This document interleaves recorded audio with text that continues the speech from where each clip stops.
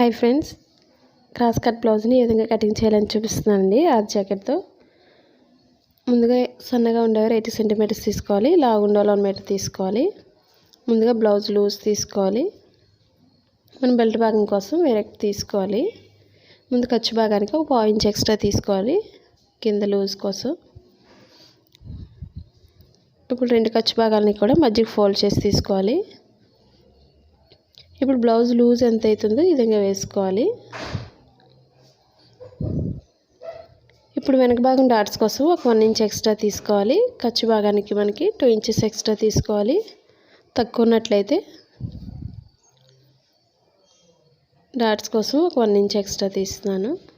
ఇప్పుడు కరెక్ట్గా డీప్ ఎంత అవుతుందో డీప్ భాగానికి ఒక మార్క్ చేస్తున్నాను. ఖర్చు భాగానికి 1/2 ఇంచ్ ఎక్స్ట్రా పైకి మార్క్ చేసుకోవాలి. మనకి షోల్డర్ జారకుండా ఉండాలంటే మనం డీప్ దగ్గర పట్టుకొని మెడ భాగాన్ని దగ్గరికి ఈ విధంగా వేసుకున్నట్లయితే మనకి కరెక్ట్గా వస్తుందండి. మెడ భాగం జారకుండా కరెక్ట్గా సరిపోయే విధంగా వస్తుంది. స్టిచ్చింగ్ పాయింట్ ఎక్కడైతుందో అక్కడ మార్క్ చేస్తున్నాను. ఖర్చు భాగానికి పైకి ఒక 1/2 ఇంచ్ ఎక్స్ట్రా తీసుకోవాలి.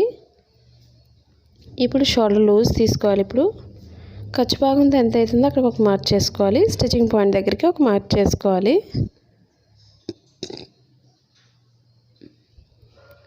ఇప్పుడు షోల్డర్ దగ్గర నుంచి చంక భాగానికి లూజ్ తీసుకోవాలి. మనం కింద మార్కింగ్ దగ్గర నుంచి కరెక్ట్గా చూసుకొని మనం ఖర్చు భాగంతో ఒక మార్క్ చేసుకోవాలి. స్టిచ్చింగ్ పాయింట్ దగ్గరికి ఒక మార్క్ చేస్తున్నాను. మనం లూజ్ని బట్టి ఒక మార్క్ చేసుకోవాలి. ఇప్పుడు మెడ భాగం దగ్గర నుంచి కింద డీప్ భాగానికి ఖర్చు భాగానికి ఒక మార్కింగ్, స్టిచ్చింగ్ పాయింట్కి ఒక మార్క్ చేసుకోవాలి.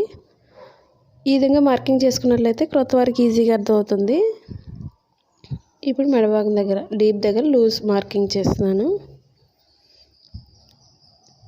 ఇప్పుడు షోల్డర్ నుంచి చంక భాగానికి ఈ విధంగా స్ట్రైట్గా మార్క్ చేసుకోవాలి.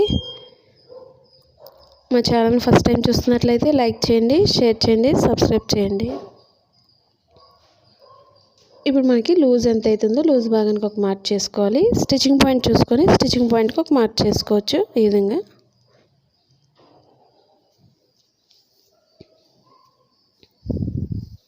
ఇప్పుడు చంక భాగం దగ్గర 1.5 ఇంచ్ లోతు తీసుకోవాలి. ఈ విధంగా ఈ కార్నర్లో షోల్డర్ నుంచి స్ట్రైట్ తీసుకొని చంక భాగానికి మనం రౌండ్ చేసుకోవాలి. మన స్టిచ్చింగ్ పాయింట్ వరకు రౌండ్ చేస్తే సరిపోతుందండి. ఖర్చు భాగానికి కూడా రౌండ్ చేయాలని అడుగుతున్నారు కాబట్టి చెప్తున్నానండి. ఇప్పుడు మనకి స్టిచ్చింగ్ పాయింట్ నుంచి లోతు భాగం చూసుకోవాలి. రౌండ్ అనేది సరిపోతుందో లేదో చూసుకొని మనం సరిపోకపోయినట్లయితే కొంచెం ఎక్స్ట్రా మార్క్ చేసుకోవచ్చు. మెడ భాగానికి ఒక 1 ఇంచ్ లోతు తీయడం కోసం ఈ విధంగా మార్క్ చేసుకోవాలి. మనకు కొంచెం పెద్ద మెడ కావాల్సిన వాళ్ళు కొంచెం కింద పెంచుకోవచ్చు. ఇప్పుడు మెడ పెద్ద అవుతుంది అనుకునే వాళ్ళు కొంచెం పైనుంచి లోతు భాగం తగ్గించుకోవచ్చు. ఇప్పుడు మార్కింగ్ దగ్గర నుంచి కటింగ్ చేస్తున్నాను. మనకి డిజైన్ బ్లౌజెస్ కానీ, సిజర్స్ కానీ, మిషన్స్ కానీ, టేపులు కానీ ఇవన్నీ టైలరింగ్ సంబంధించినవి అయినప్పటికీ కూడా కావాల్సిన వారికి కింద అమెజాన్ లింక్ ఉందండి, అదొకసారి చెక్ చేయొచ్చు.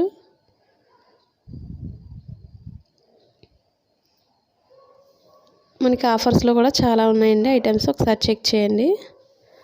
ఇప్పుడు మనకి కింద బెల్ట్ భాగం దగ్గర కొంచెం కట్ చేసుకోవాలి. ఇప్పుడు షోల్డర్ మిడిల్ పాయింట్కి మనం డాట్స్ వేసుకోవాలి. ఈ విధంగా మన ఆది బ్లౌజ్తో ఎంతైతే డాట్స్ పొడవు ఉన్నాయో పొడవు చూసుకొని మార్క్ చేసుకోవచ్చు ఈ విధంగా. ఇప్పుడు బార్డర్ పైనుంచి మనం మార్క్ చేసుకోవాలి. మనకి రెండో వైపు కూడా సమానంగా రావడం కోసం వెనక భాగానికి మార్క్ చేస్తున్నాను ఈ విధంగా.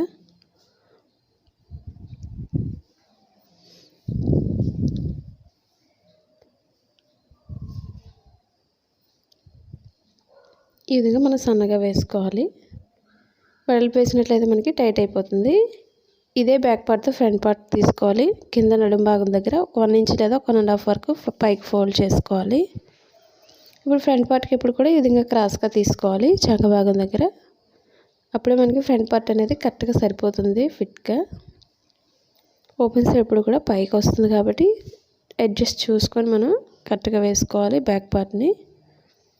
ఇప్పుడు మనకి ఉక్సుల భాగం తీసుకోవాలి మెజర్మెంట్ ఎప్పుడు కూడా షోల్డర్ మిడిల్ నుంచి కింద డాట్కి మనకి ఎంత అవుతుందో సాగకుండా చూసుకొని అంతవరకు పైకి ఫోల్డ్ చేసుకోవచ్చు ఈ విధంగా. ఇప్పుడు మనం బ్యాక్ పార్ట్ చుట్టూ కూడా మనం మార్కింగ్ చేసుకోవచ్చు. ఇప్పుడు మనకి second channel blouse cutting in Telugu ఉందండి. ఈ ఛానల్ ఆ ఛానల్ కూడా మీకు వేరైనప్పుడు చూసి సబ్స్క్రైబ్ చేయండి, లైక్ చేయండి, షేర్ చేయండి. ఇప్పుడు మనకి ఓపెన్ సైడ్ షోల్డర్ దగ్గర స్టిచ్చింగ్ పాయింట్ దగ్గరకు ఒక మార్కింగ్, చంక భాగం దగ్గర ఒక మార్క్ చేసుకోవాలి.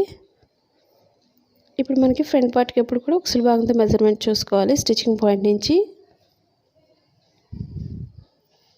ఇప్పుడు మనకి స్టిచ్చింగ్ పాయింట్ దగ్గరికి పైకి ఒక మార్క్ చేస్తున్నాను. ఈ విధంగా స్క్వేర్లా బాక్స్ చేసుకొని స్టిచ్చింగ్ పాయింట్ నుంచి మనం రౌండ్ చేసుకోవాలి.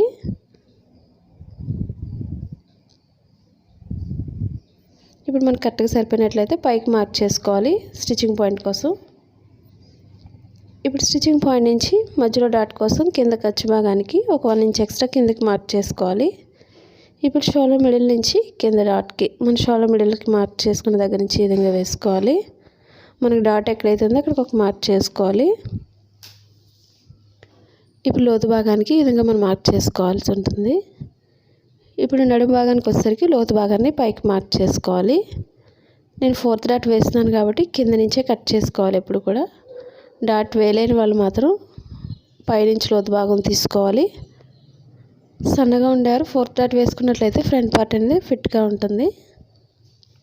ఇప్పుడు బార్డర్ చుట్టూ కూడా కట్ చేసుకోవచ్చు.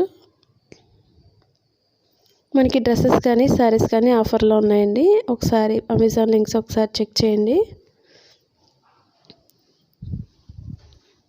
ఇప్పుడు మన బార్డర్ చుట్టూ ఒకసారి కట్ చేసుకోవాలి. ఈ విధంగా మనం ఓపెన్ సైడ్ ఎప్పుడు కూడా ఒకసారి చూసుకొని మనం కట్ చేసుకోవాల్సి ఉంటుంది.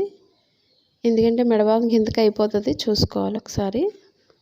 ఇప్పుడు ఎక్స్ట్రా భాగాన్ని కట్ చేసుకోవాలి. ఇప్పుడు మనం చంక భాగం దగ్గర మార్కింగ్ చేసిన దగ్గర ఒక 1/2 ఇంచ్ మార్క్ చేసుకోవాలి. స్టిచ్చింగ్ పాయింట్ నుంచి సన్నగా తీసుకోవాలి లోతు భాగాన్ని. పైకి వెళ్ళేసరికి కూడా సన్నగా మార్క్ చేసుకోవాలి. ఈ విధంగా మన ఫ్రంట్ పార్ట్కి లోతు తీసుకోవడం వల్ల మనకి చంక భాగంలో ముడతలు రాకుండా పర్ఫెక్ట్గా వస్తుంది. స్టిచ్చింగ్ పాయింట్లో కొంచెం కట్ చేసుకోవాలి. ఇప్పుడు డాట్స్ చూపిస్తుందండి. ఓపెన్ సైడ్ నుంచి మిడిల్ పాయింట్కి మార్క్ చేసుకోవాలి. ఈ విధంగా మనకి ఓపెన్ సైడ్ ఎప్పుడు కూడా ఖర్చు భాగానికి 1/4 ఇంచ్ ఎక్స్ట్రా వదులుకొని మనం మార్కింగ్ చేసుకోవాలి. మనకి డాట్ పొడవు ఎంత అవుతుందో అక్కడికే మార్క్ చేసుకోవాలి. మరి పొడవైనట్లయితే షేప్ అనేది పక్కకి పోతుంది. ఇప్పుడు కింద షేప్ దగ్గర డాట్ చూపిస్తున్నానండి. స్టిచ్చింగ్ పాయింట్ ఎక్కడైతుందో అక్కడికి ఒక మార్క్ చేసుకోవాలి. లూజ్ చూసుకోవాలి ఈ విధంగా, లేదా మనకి లోతు భాగం దగ్గర నుంచి మార్క్ చేసుకోవచ్చు. ఇప్పుడు పొడవు చూసుకోవాలి. ఖర్చు భాగంతో ఎంత అవుతుందో పొడవు భాగానికి. ఇప్పుడు రెండింటికి మధ్యలో నుంచి 3వ డాట్ వేసుకోవాలి. ఈ విధంగా మనకి ఇప్పుడు 4th డాట్ అనేది ఇప్పుడు ఆ రెండింటి మధ్యలో నుంచి 4th డాట్ వేసుకోవాలి. మనకి రెండో వైపు కూడా సేమ్ అదే విధంగా రావడం కోసం మిడిల్ పాయింట్లో కొంచెం కట్ చేసుకోవాలి. క్రొత్త వారికి ఈ విధంగా చేసినట్లయితే మనకి కరెక్ట్గా అర్థమవుతుందండి. దానికోసం ఈ విధంగా కటింగ్ చేస్తున్నాను. ఇప్పుడు షేప్ పట్టి తీసుకోవాలి. ఇప్పుడు మనకి క్లాత్ తక్కువ ఉన్నట్లయితే ఒక్కొక్కటే తీసుకొని వెనక భాగానికి వేరే కలర్నైనా మనం అటాచ్ చేసుకోవచ్చు.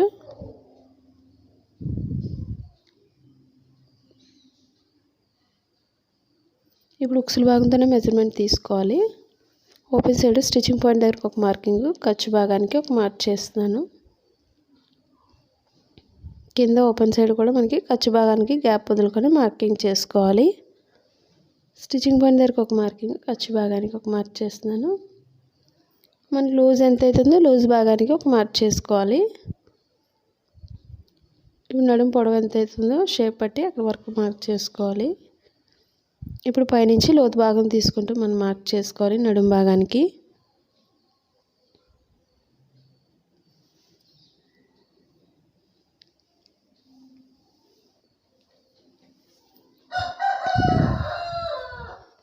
ఇప్పుడు మనం ఓపెన్ ముక్క తీసుకోవాలి. స్ట్రైట్గా ఉండే భాగాన్ని ఉక్సుల భాగానికి ఒకటి, తాళ్ళ భాగానికి ఒకటి 2 తీసుకోవాలి. మీరు బ్లౌజ్ ఎలా కటింగ్ చేస్తున్నారు అనేది కూడా కామెంట్ సెక్షన్లో కామెంట్ తెలియచేయండి.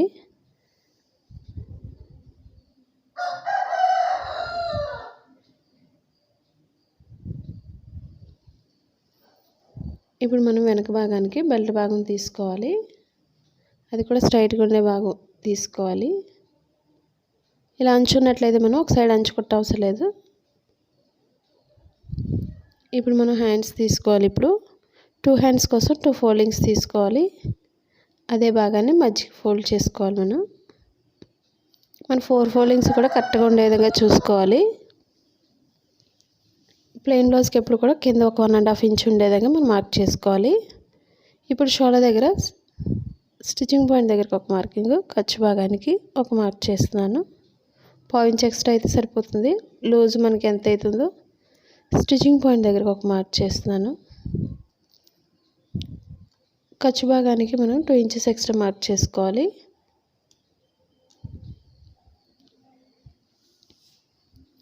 ఇప్పుడు 1 ఇంచ్ లేదా ఒక 1.5 వరకు మనం స్ట్రైట్ తీసుకోవాలి. షోల్డర్ దగ్గర అక్కడి నుంచి లోతు భాగం తీసుకుంటూ చంక భాగాన్ని కలుపుకోవాలి. ఈ విధంగా కట్ చేసినట్లయితే మనకి చంక భాగంలో ముడతలు రాకుండా పర్ఫెక్ట్గా వస్తుంది. లోపల ఫోల్డింగ్ చేసే దగ్గర కొంచెం కట్ చేసుకోవాలి. షోల్డర్ మిడిల్లో కూడా కొంచెం కట్ చేసుకోవాలి. ఇప్పుడు 2 రైట్ సైడ్స్ కూడా లోపలికి వచ్చే విధంగా ఎదురుబెదురుగా వేసుకొని ఒక దానిపై వేసుకోవాలి. ఇప్పుడు మనకి స్టిచ్చింగ్ పాయింట్ ఎక్కడైతుందో అక్కడి నుంచి లోతు భాగం తీసుకోవాలి. రైట్ రాంగ్ అనేది కూడా ముందుగా మార్క్ చేసుకోవాలి. ప్లెయిన్ తెలియదు కాబట్టి. ఇప్పుడు స్టిచ్చింగ్ పాయింట్ నుంచి సన్నగా లోతు భాగం తీసుకోవాలి. మనం 1.5 వరకు లోతు తెలియదు కాబట్టి అక్కడ వరకు మనం లోతు భాగం తీసుకోవాలి.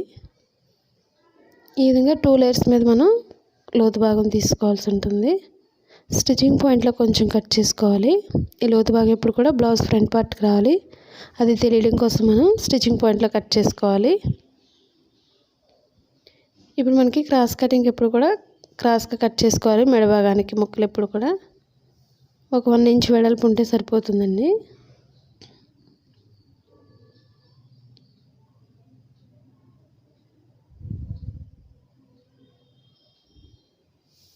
మనం డైలీ యూజ్ చేసే శారీస్కైనా మనం బ్యాక్ పార్ట్కి మనం పైపింగ్ వేసుకోవచ్చండి. సింపుల్గా మనం ఇంట్లో ఉండే శారీస్ కూడా నీట్గా డెకరేట్ చేసుకోవచ్చు. ఈ వీడియో మీకు నచ్చినట్లయితే లైక్ చేయండి, షేర్ చేయండి, సబ్స్క్రైబ్ చేయండి.